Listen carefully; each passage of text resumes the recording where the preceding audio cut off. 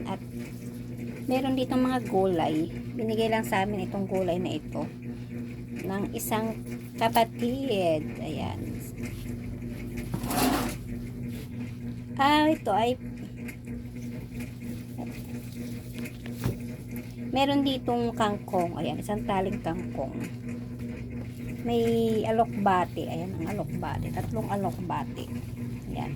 Pabibiling ko yung asawa ko ng ulam na ihahalo natin dito, guys, yung isda. Ayan, tawagin ko nga yung lalaki na yun.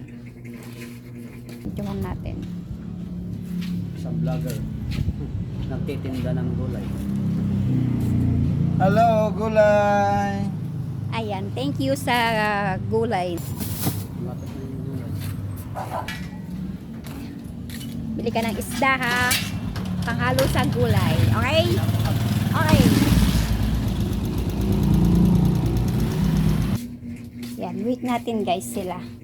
So, habang inaantay natin ay ayusin ko na ito.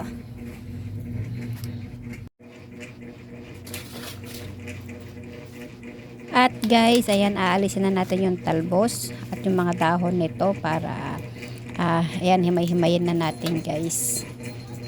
At habang inaantay natin yung bumili ng ulam natin na isda, ay ayan, at maghihimay-himay na tayo. Masarap talaga yung may gulay. Ayan.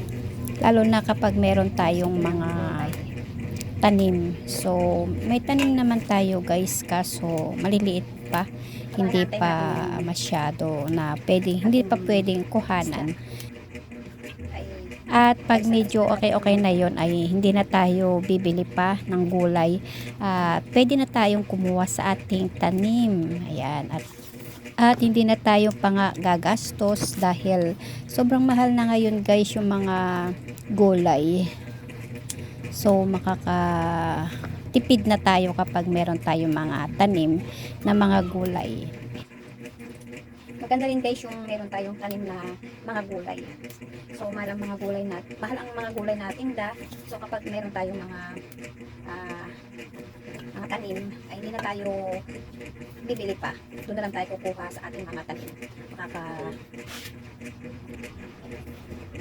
At okay, guys, samahan niyo po ako magluto.